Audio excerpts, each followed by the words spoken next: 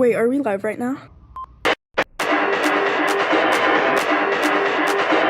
This wasn't supposed to be my first video. It's supposed to be a Teen Wolf video, hence Mr. Harris on the mic. Even if you know Teen Wolf, that still doesn't make sense. I just really want to talk about the new KATSEYE release. It's all I've been able to think about, and once I listened to it for a fourth time, I finally understood it. Everything clicked, and I just really wanted to explain what clicked for me, what I think it means, and I just want to get it out. And I don't have TikTok, I don't use Instagram, I deleted TikTok January 1st, and I've been clean ever since. Also, y'all have a problem with the way that my vanity looks?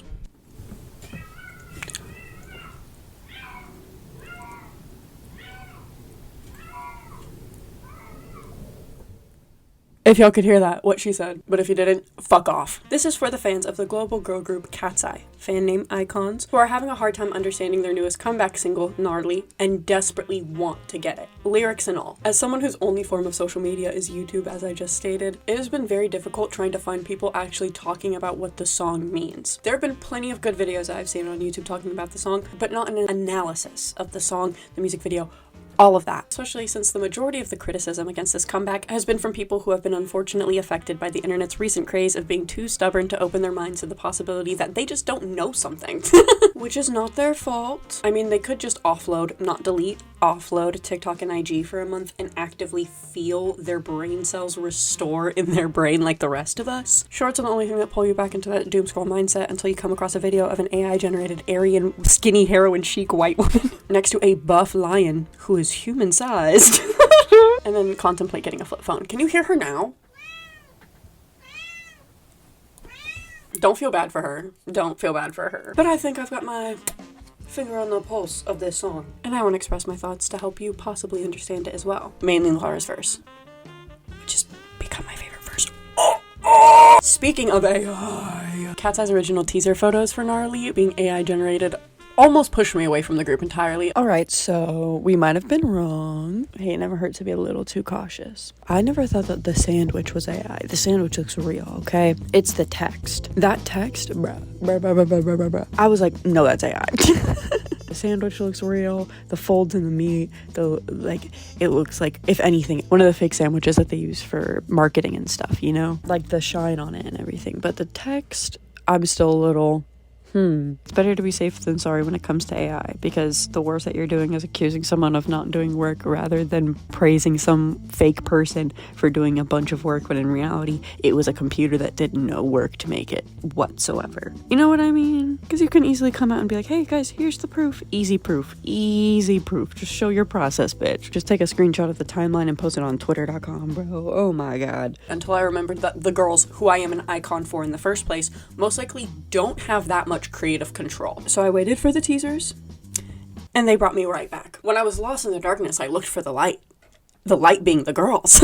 We need to remember that there's a big label behind this group with two CEOs, one of them being Scooter fucking Braun. I'm not a Swiftie, okay? But I haven't liked that host Scooter since I was a slight believer in the 2010s when his movie came out. We can acknowledge that there is a little truth in thinking that someone's just a little bit evil based off of what the kids say. Aura. A maniacal little creature doesn't know that they're a maniacal little creature, so they let those maniacal little creature tendencies out sometimes. Remember that in your daily lives, folks. And just remember that these groups are an image that the company is creating to build their company further. You guys got this. Sisterhood for life. And remember how KATSEYE is slowly, yet effectively, changing that. And remember, in your daily lives and with this as well, that change takes time, especially in the music industry, especially to you K-pop fans. I remember how y'all hated Le Sserafim's Yeonjun so hard because she was like, I am really trying to change the K-pop industry and how it views women and all this stuff and women in the K-pop industry. And then she got plastic surgery and y'all screamed about it. Guys, change takes time. She can't just say that and everything will change. You can't fucking do that. That's how these companies work. And we all support that. We're all actively supporting that. And you have to be aware of that. We could talk about the fake leaked teasers from A Graphic Design Is My Passion teenage icon and how they're literally physically, mentally, sexually, spiritually, and ethically better than the ones that are taking more water from us Californians. I mentioned California because Scooter, you lived in California for a while. Okay? You should know that the majority of our water isn't even ours. Okay? We've been in various droughts in just my 21 years of existence, and I know you lived just 2 hours away from me for a few of those years, drinking the same fucking water as me. Mr. Braun. Mr. Scoot. Oh, I'm gonna scoot. That's an inside joke between me and like one person. Anyways, these guys are brain dead, okay? These AI California tech bros. They only drink alcohol. They don't drink water, so how would they know that the water's not there? Sorry, let me have a bit of empathy here. Anyways, we'll discuss AI a bit later, okay? I'm the biggest AI hater, and again, I don't want to get mad right away. Let's talk about the girls, okay? If you don't know who KATSEYE is, they are a global girl group that was formed on the reality show Dream Academy in 2023 and successfully debuted globally in the summer of 2024. In forming KATSEYE, 20 young girls went through 3 primary performance missions over the span of 12 weeks for the audience and the chosen expert judges to vote on and ultimately decide which 6 will debut in HYBE's first girl group. The members of KATSEYE in order of their final Dream Academy rankings are the leader, 22-year-old Sophia. She is Filipina and from New York, USA. 19-year-old Laura. She is Indian and from Los Angeles, California. 20-year-old Daniela. She's Latina and was originally from Atlanta, Georgia, but moved to Los Angeles, California, where she auditioned for So You Think You Can Dance. The kids season, I think it was like the 20th season or something, and I fucking loved So You Think You Can Dance. There's certain songs I can't listen to without doing the dance in my head. I can't listen to Mercy without doing the fucking I'm begging you for, and then Twitch. Why won't you release me? He does a kick, and then he does a I'm begging you on the door. I can't. You got me begging. They open up the door. You got me begging. Messy. And then he goes, yeah. But I remember when KATSEYE debuted and I saw a little snippet of their music video and I was like, is that Daniela? The season that she was on was when they let kids audition. And it was the last season I ever watched, so I remember it vividly. It was the only season where I watched it every single week because I was like, that could have been me. I could have been auditioning if I knew about this. Tate McRae was also on that season too, bitch. And I remember singing her original songs on YouTube and being like, oh my god, that's Tate McRae. Oh golly gee. Love her. But the dude who won that season, I think his name was like Keita. I remember his partner for that season was Fiction. I fucking love Fiction. Bitch, the dance that he did with Amy at the hotel. That's a hotel turn into a club. Oh. And then they do that. She does it. To the ground later. Don't even get me started. Oh my god. But anyways, in 4th place is 17-year-old Yoonchae. She's from South Korea and originally wanted to be a K-pop idol, but decided to audition when HYBE opened up their global girl group auditions and debuted. And in my opinion, I don't think she would have had as much success if she was a K-pop idol, because in K-pop, they don't let their girls branch out this hard, this fast, show their diversity in talent this way.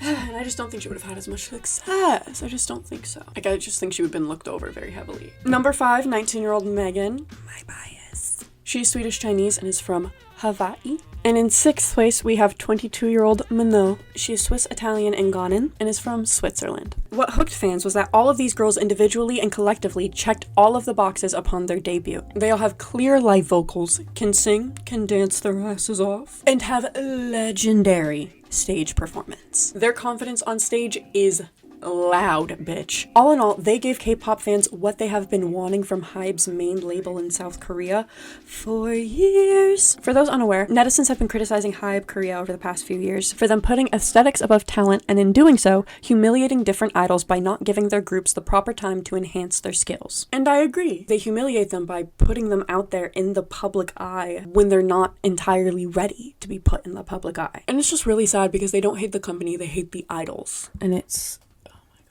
Miss One He. Miss One He. KATSEYE's debut EP, Sis, Soft is Strong, had two breakout hits for the girls, with Debut at 80 million plays on Spotify and 20 million views on YouTube, and Touch at 280 million plays on Spotify and 107 million views on YouTube. If you weren't seeing the pieces of their personalities these six were putting out online following their debut, you would only see them as the bubblegum pop girlies with a few quote-unquote harder pop songs on each album. That was until... If you haven't listened to the song yet, click the I in the top right corner of your screen or the pop-up wherever on the screen here. I know, right?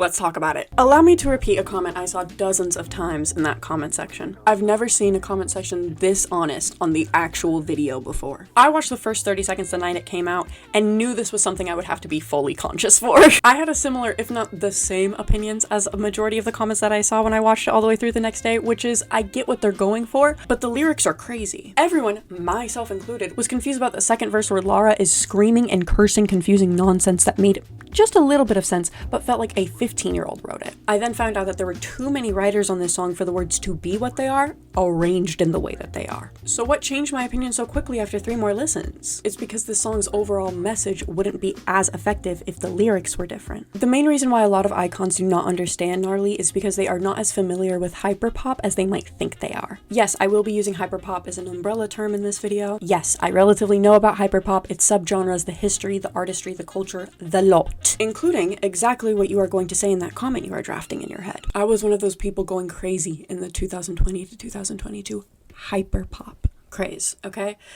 I get it. To anybody confused about whatever the fuck I was just talking about, this creator talks about hyperpop in their video and took the words out of my mouth better than I ever could in the first place. Please, please, please, please, please take a quick 8-minute break of your time to go watch their video. It's great, it's amazing, and it will help you understand what I want to talk about here, especially if you don't know at least a little about the artistry and history of hyperpop. Their video is just a point I want to bounce off of real quick for the sake of this video, but I don't want to just regurgitate the same points that they made when they already said it better.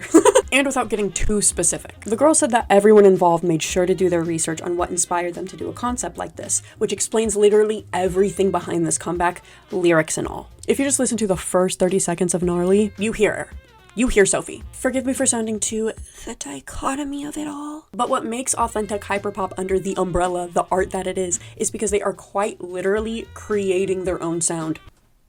Listen. Hold on, please. Going back to Sophie, she was creating noises. She was grabbing noises from another dimension and shoving it through the USB port on her computer for us to witness. These multi-dimensional sounds make you convince yourself that you have synesthesia for a few minutes because your brain knows it's hearing sounds too advanced for it to process properly.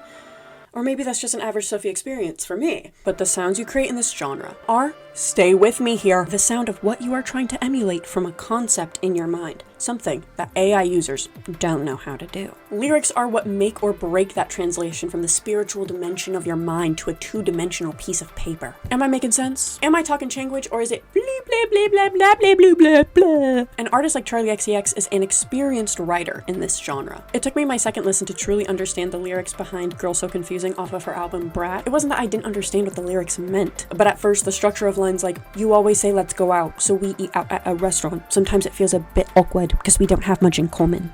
Felt a bit off to me. So what changed my opinion so quickly after one listen? It's because the song's overall message wouldn't be as effective if the lyrics were different or structured differently in any way, shape, or form. A different lyric structure would change the entire song's structure. The text you sent to your old best friend that you fell out with years ago at 2 a.m. song wouldn't exist. But that's what makes this genre so fun. Each artist in the genre is creating their own music, but like, for real.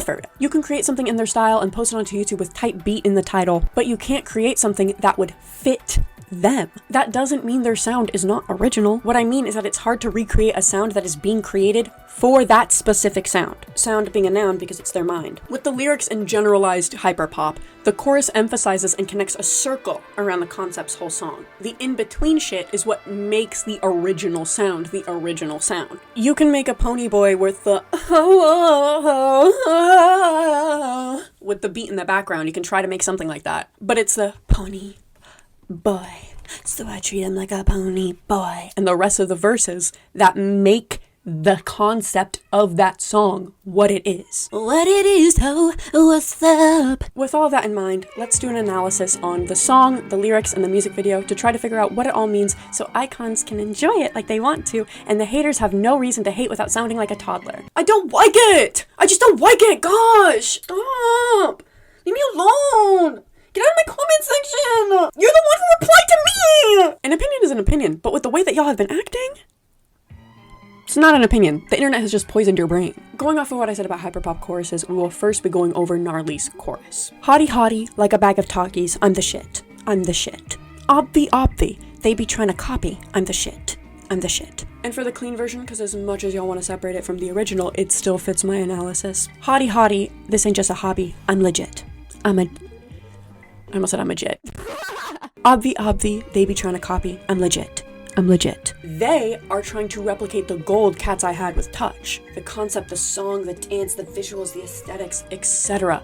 Yet, they can't because KATSEYE is authentically KATSEYE. You can copy and paste what these girls have no matter how hard you try. That's the overall meaning of this song. They're gnarly, they're the shit, they're legit. Ignore that it's 3 days later and you probably don't care about Gnarly as much as I do anymore. Ignore how much messier my vanity's gotten. As from what the song's giving off from the chorus, it's a blah blah, come on girls get it done, cunty, let's go window shopping and act like we don't got bills to pay, Monday nights with the girls kind of song. All positives. It's what Katy Perry thought she was doing with Woman's World. Plus, with the beginning and end of the chorus being gnarly repeated over and over and over again, we could add a group of girls talking about what the good and bad things are that fit the new word that's entered their vocabulary to that list of adjectives. Now, let's start from the beginning. They could describe everything with one single word. Here they are again. I think they could be talking about the icons themselves here, and this is them talking to the audience like we can't hear them, which would fit into the satiricism of the song. But for me, I still think they are these unknown bitches that see KATSEYE as something to be repackaged and sold. And when we look at the music video, opening with their youngest member being pre-packaged meat to grab and sell, then being grabbed and sold,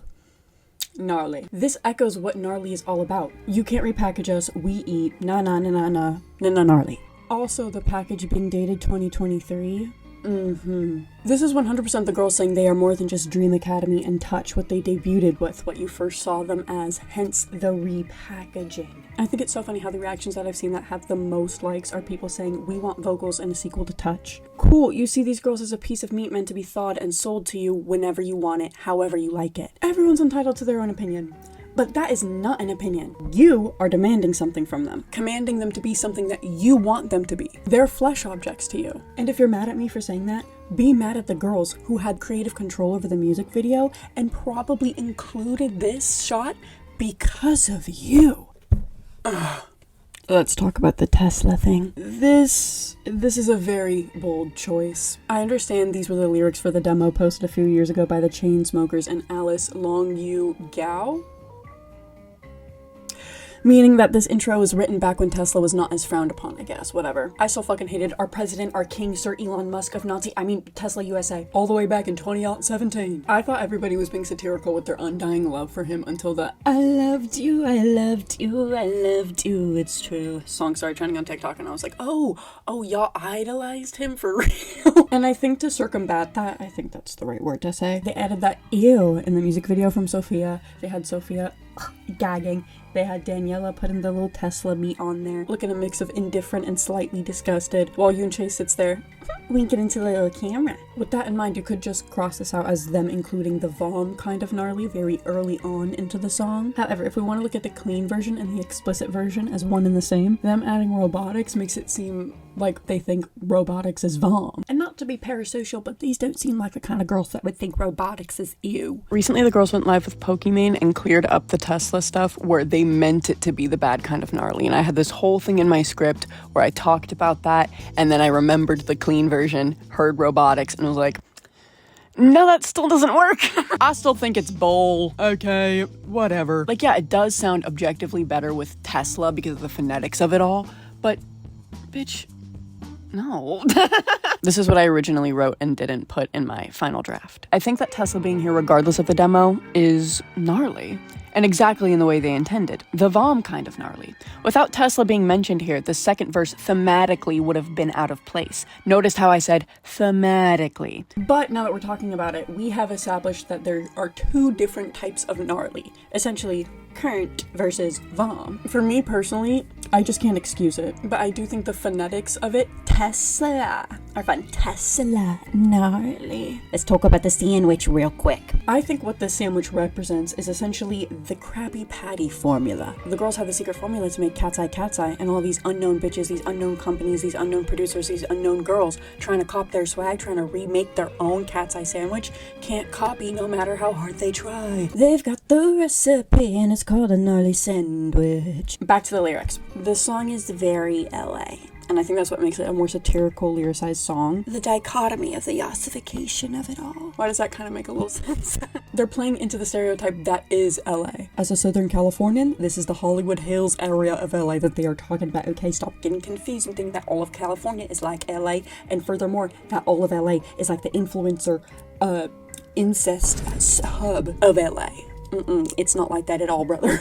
It's not like that at all, brother. Poor people do live here. Anyways, whatever. The partying in the Hollywood Hills. Respectfully. How do y'all hating instead of being willing to learn not understand the song? And then the choreography. Are y'all just dull? Are y'all purposefully stubborn? Or are you just playing into a bit? Are you just trolling? Because I see y'all defending yourselves in the comments. I don't think y'all are trolling. I think y'all are this stubborn, this dull, and this low-key a little stupid. Sorry, my fault. Oh my god, I'm so sorry. I originally recorded this on May 4th, okay? It is currently May 16th as I am recording this voice memo. Alright, I've been busy. Okay. Ever since the live performances that they've been doing in Korea at the music banks, everybody's switched up and is like, oh, the live performance really sold me on it. I still don't get the song, but the live performance sold me on it. My point still stands. Are you still that dull? Because how did it take you, the live performance, to understand it? Like, even with the live performance, the music video kind of showed more of what Gnarly was about. But again, the entitlement of it all. Gnarly had to be presented to you in the way that you wanted it to be, in a way that pleased you and you only. I hope this video finds you well. I hope this email finds you well.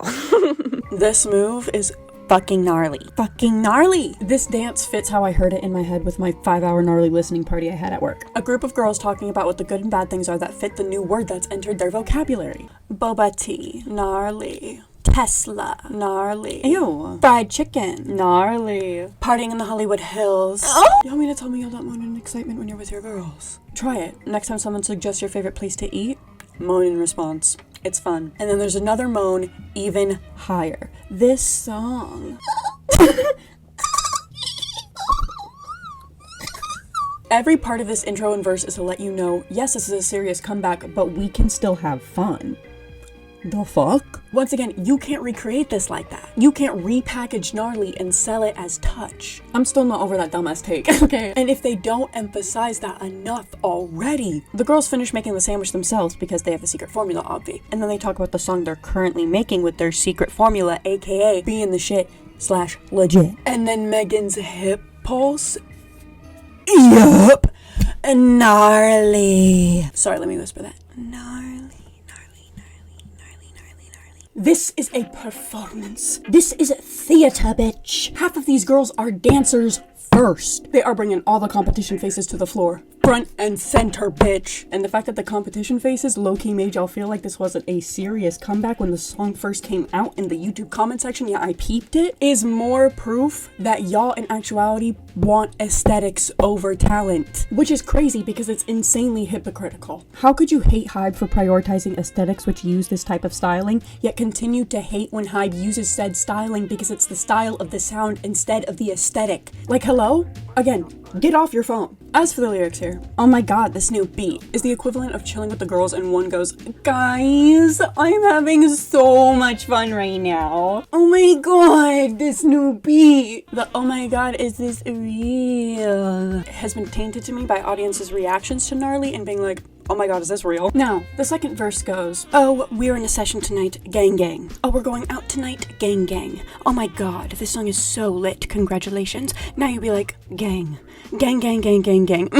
With the first half of the verse in mind, the girls are hanging out. They talk about going to a party in the Hollywood Hills a few lines ago, which makes me see the second half as them still chatting it up, but about what tonight's plot is. Oh, we're in a session tonight? Cool, cool. Oh, we're going out tonight? Type shit. Tai shi. These crab cakes are good as a mug. The last two lines of this verse is so important, you guys. It's so important. It sets up the entire second verse. This is not the girls talking necessarily. This is them talking about the bitches they're gonna see out tonight and how they're gonna want to keep with them so bad now that they're the shit. These are the they. Oh my god, this song is so lit. Congratulations. Now all of a sudden, they are going around copping their swag. Now they're saying gang gang and being fucking obnoxious with it. Gang, gang, gang, gang, gang. And they're like, bitch, this is fucking gnarly. Everyone wants to be like us so bad. In the music video, after the girls are like, gang, gang, gang, gang, gang, the two girls who go viral the most for their visuals, Daniela and Manon, open up the fridge to reveal the ingredients to their formula, aka them. Serving. You can't give out the recipe for what they have, bitch. You can't give out the recipe for what they have because they're legit. I see this shot of Sophia either as her taunting them having the secret recipe even more, or as they, aka the city, trying to steal it. The people care about KATSEYE. The people love KATSEYE. The people don't care about you copycats eyes. Now, the second verse. Making beats. For a boring dumb bitch, fucking gnarly. Don't talk to me. You're gnarly. I'm not. Jealous of my mansion? Yeah, the view is fucking gnarly. Fucking gnarly. Now, I know you hear how it sounds like Lara's almost chasing the beat and how it sounds like she's screaming into the mic a little bit. Maybe that's because this verse is the theys in question. Yeah. Yeah. They are the jealous ones. Gnarly is gross to them. The vom kinda gnarly. Making beats for a boring dumb bitch, fucking gnarly. They talk to the girls saying, don't talk to me. You're gnarly. Derogatory. I'm not. These rich bitches out in the Hollywood Hills are like, jealous of my mansion? Yeah, the view is what's actually fucking gnarly. Fucking gnarly. Because a good view is all these bitches have. They don't have talent, just a good view. This is what I heard on my fourth listen. And on my fifth, I could have sworn that they stripped the production for this verse to add that copycat effect. But no.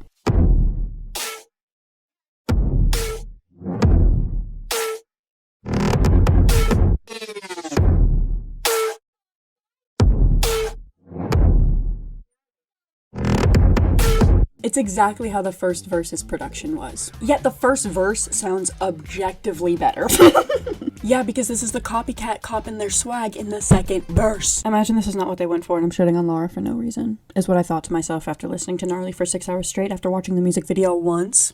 I was at work, okay? When I got home to watch the music video again, bitch, I'm right. This verse starts with a literal copy of KATSEYE's most viral member. Then the girls crash into this LA bitch's mansion and Lara throws her, Yoonjae, off the balcony. I am beyond a shadow of a doubt correct. Seeing what Yoonjae does here when the Siri voice says gnarly instead of one of the girls' voices proves this even more. You can't copy these girls without sounding like a phony. And look at this dancing. The art of choreography, guys. Something I hate about discourse in K-pop as a K-pop fan is how the I don't know what this is and since I don't know, I hate it and you can't change my mind about it mindset online that I mentioned earlier originated from said K-pop discourse. And B, all love.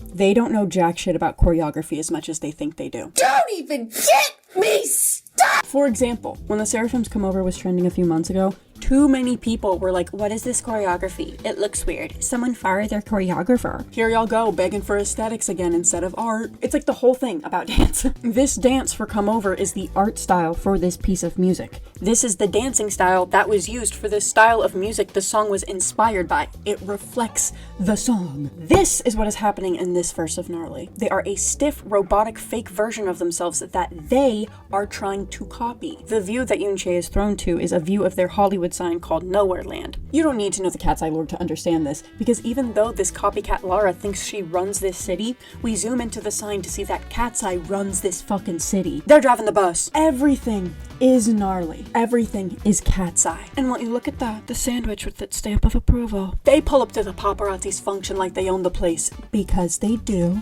They're serving themselves to the paparazzi and the press on a silver platter because they know that they're the shit. And fuck your sandwich, paparazzi. Matter of fact, I hope 2 flies fuck on that sandwich that you're about to put in your mouth right now. Oh. Okay. Let's talk about the AI in this sequence. Now, I want to start by saying, ask anyone who knows me, and they will tell you I am a D1 AI hater. I think it is made for and used by untalented, uncreative, unartistic people who cry, "What about people with disabilities?" to make themselves feel better about how inferior they are. You're telling me you need a computer to make art for you when Beethoven was cranking out pieces in his 50s? Never reproduce. My brother's alarm is going off in the background, and I'm gonna ignore it. I didn't understand what everybody was talking about with the AI in the sequence until I saw this cut where a man has 3 hands and is suddenly holding 2 camera lenses. But there is something y'all have yet to consider, and I need y'all to hear me out real quick, okay? Maybe this was an instance of AI being used, as everyone says the point of AI is intended to be used for. The alleged AI prompter is a VFX artist as well. Maybe, just maybe, he could have prompted the AI engine to come up with a reference shot and used it as a guide for his VFX, or used it to come up with an ending shot he wanted and use the VFX to make it end with that image, using like 90 to 95% of VFX to do so. Either way. It doesn't change the fact that they most likely used natural resources to make something with a computer that they could have gotten a 14-year-old on DeviantArt who idolizes Meat Canyon to draw you a reference photo during their lunch period or something for like a furry reptile max. I don't know. There's just so many other ways you could have gotten a fucking reference photo if that's the case. But that's just my opinion. Fuck AI, fuck hype, and fuck all you motherfuckers who are too lazy to pick up a pencil and watch a tutorial and then cry about the lazy immigrants taking American jobs on Twitter. Mr. Tesla being one of them. And being a lazy immigrant as well. He's literally never done anything in his life. And there's so much proof of that that's just out there. Literally public record of him never doing anything, just signing his fucking name on it and being like, yeah, so I did all of this actually. And that's exactly what AI is. Yeah, so I actually made this. Since I don't want to bother myself with my phone, I'm just gonna record the rest of this on Audacity and just do a voice recording for the rest and have photos of my cat, Schmebbylock, pop up on the screen. In case this isn't AI, I would 100% believe that if they came out about it. Icons seem to underestimate VFX a little too much. I know y'all are also K-pop fans, and I know you've seen the VFX in every single one of those music videos, dude. Bro, the effects for Everything Everywhere All at Once, a poster that I have behind me that you can't see anymore, was done by 5 dudes, mainly on After Effects, who learned from YouTube tutorials. You can do a lot with VFX, guys. Big update in my opinions. Sorry if you can hear the construction workers working outside. Okay, they're working hard. They're making money. This shot of the photographer is not AI, guys. It's not.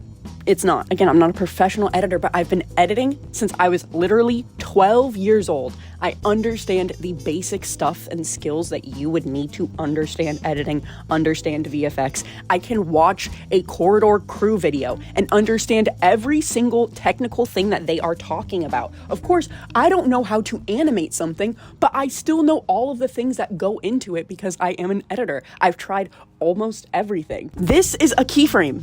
The way that the hand slides out, that is a keyframe. That is a keyframe slide. There is no way that is AI.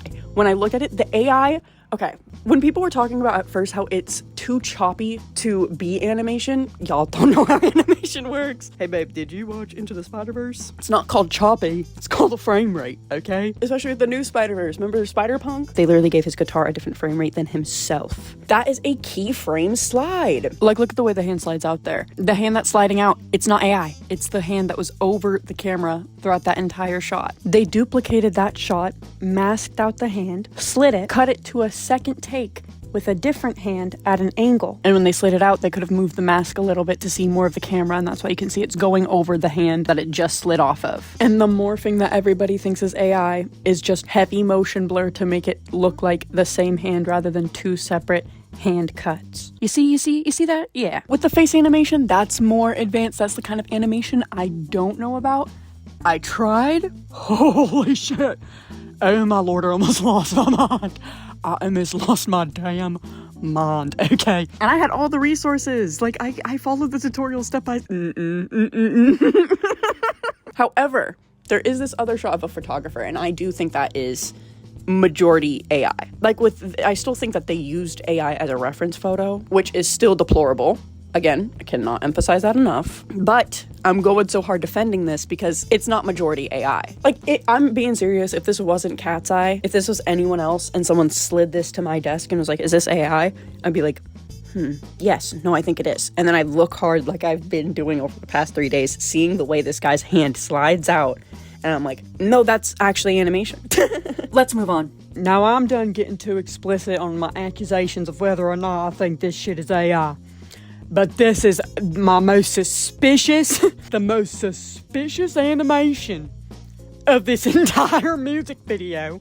And I'm gonna keep it at that. I'm not trying to become desensitized to it. That's why my personal opinion is to think that it's better to accuse someone of using AI rather than praising AI thinking that it was an actual person. But again, that's my opinion. The AI sandwich could be the copycat sandwich. This could be an example of Jenny's like Jenny. Special edition and your AI couldn't copy.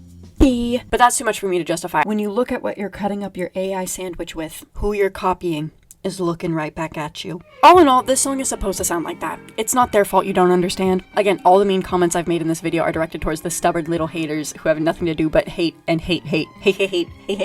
I hope all of you who want to understand this comeback understand it a little bit better, and I hope my analysis wasn't shit, and I hope I finish editing this pretty quickly so that people who are still interested can find it. Let's hope that works. Thank you for watching. Subscribe if you like anything. I didn't really want to say that in any of my YouTube videos because I was going to start with a video I've been working on for so long, and then just like never really care about saying subscribe, but until that video comes out, please subscribe. It's a Teen Wolf video because I love that show so much, and it's made me see media and things the way that I do because I care about that piece of media so much. I'm literally staring at the visual that I have on my wall because I haven't finished filming that either, but I'm in the editing process of that, And it's really fun. So stick around for that.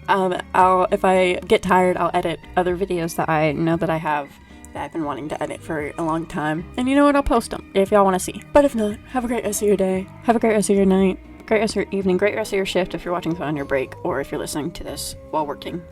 Real recognizes real.